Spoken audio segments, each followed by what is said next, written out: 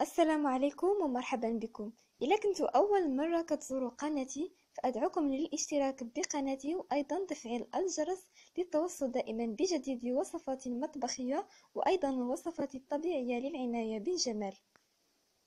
اليوم وصفة اليوم هي عبارة عن ريب أو ياغورت منزلي رائع، كيجي لذيذ في المذاق وأيضا ناجح 100%. طريقة سهلة واقتصادية يعني بدون حليب مجفف. إلا بغيتوا تشوفوا الطريقة وأيضا المقادير فما عليكم إلا تتبعوا الفيديو. غنحتاجو في المقادير إلى لتر من الحليب، نصف لتر بارد ونصف لتر الآخر سنقوم يعني بغليه. هنا عندنا ياغورت بنكهة الفانيلا أو الموز، أنا اخترت الموز. نصف العلبة يعني علبة الياغورت من السكر سنيدة أو سكر حبيبات، فقط نصف العلبة تكفي. يمكن يعني إضافة السكر حسب الذوق أو 1 كيس بنكهة الفانيلا. أول حاجة كنديروها كنزيدو السكر سنيدة على الحليب اللي غادي نقومو بالغلي ديالو، ثم كنزيدو عليه كيس سكر الفانيلا،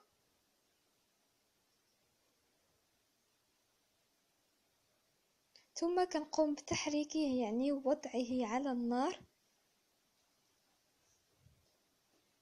يعني تحركي حتى يذوب السكر فقط، ثم نقوم بوضعه على النار حتى يغلى. نأخذ نصف لتر من الحليب الثاني، نقوم بإضافة الياغورت عليه 110 غرام من الياغورت. هنا عندنا الاختيار في اختيار يعني نكهة الياغورت، يمكن الفاني ويمكن أيضا الموز. أفضل أنا نكهة الموز، كتجي رائعة جدا ولذيذة. نقوم بتحريكه جيدا حتى يندمج الياغورت مع الحليب.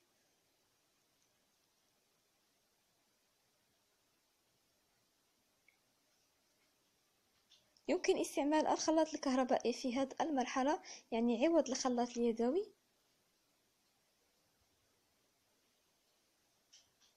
ثم نوضع داك الحليب البارد في هذا الإناء الكبير لكي يسهل تحريكه وأيضا يسهل إضافة الحليب الساخن عليه. وسأقوم بإضافة يعني الحليب المغلى أو الحليب الساخن على الحليب البارد وأقوم بتحريكه.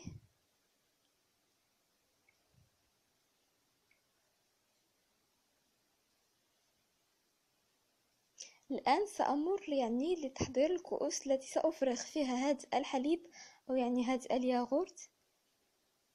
أحضر طنجرة الضغط، ثم أحضر كؤوس يعني زجاجية، وأختار يعني الكؤوس اللي الزجاج ديالها نوعا ما سميك، لأنه يعني الزجاج الذي سيتحمل لدينا الحرارة، لأنه سنضع الماء الساخن.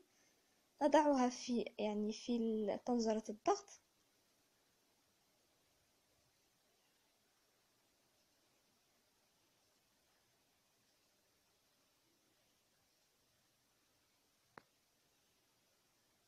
بعد تصفيفها في طنجرة الضغط أنا سأقوم يعني بإفراغ الحليب أو الياغورت في الكؤوس.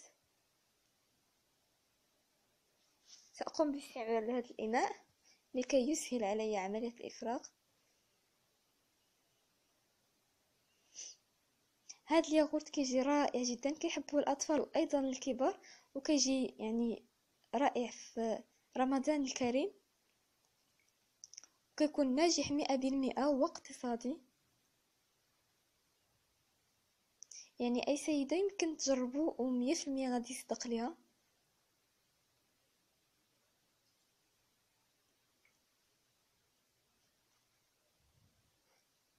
نقوم يعني بإفراغه في الكؤوس يعني حتى تمتلئ الكؤوس.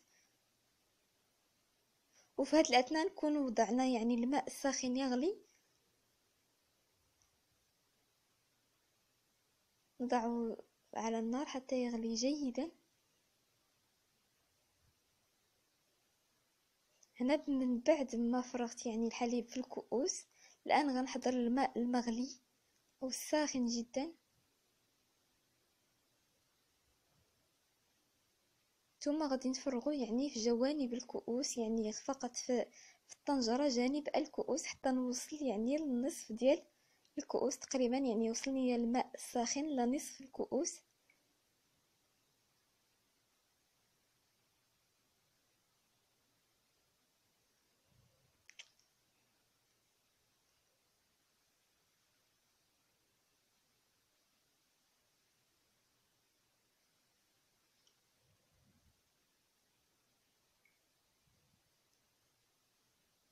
ثم غادي نقوم يعني بغلق الطنجرة. كنغلقوا الطنجرة ومع وضع يعني الصفارة دون يعني نزع الصفارة، نقوم بغلق الطنجرة جيدا.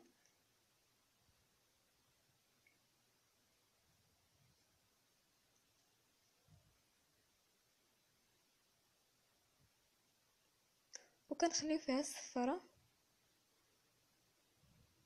ثم نقوم يعني بتغطية هذه الطنجرة يعني بغطاء يكون ساخن نوعا ما، وكنخليوها تبات ليلة كاملة يعني لمدة 12 ساعة.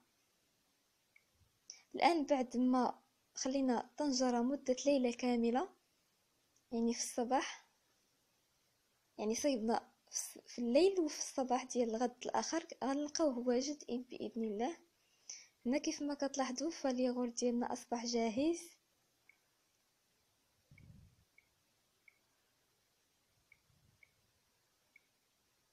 كيف ما كتلاحظوا فهو جاهز وعاقد يعني متماسك ورائع جدا. الآن غنزولو من الطنجرة وغادي نوضعو في الثلاجة حتى يبرد.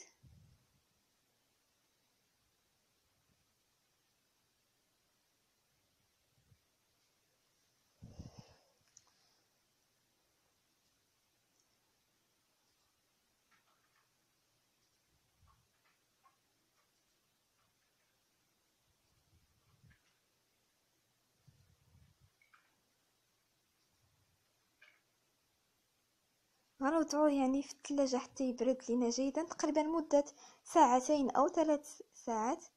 هنا من بعد ما كيبرد لينا الياغورت ديالنا كنقوموا بتقديمه بالصحة والراحة. كيجي رائع جدا ولذيذ، وان شاء الله الا جربتوه غادي يعجبكم، و100% راه ناجح 100% الا تبعتوا هذه الطريقة. كنتمنى ينال الاعجاب ديالكم. الى عجبكم الفيديو كيف العاده ما تنسوش ديروا جيم، ايضا الاشتراك في القناه للتوصل دائما بجديدنا ومع تفعيل الجرس، وايضا لا تنسونا بتعليقاتكم وتشجيعاتكم. الى فيديو قادم باذن الله.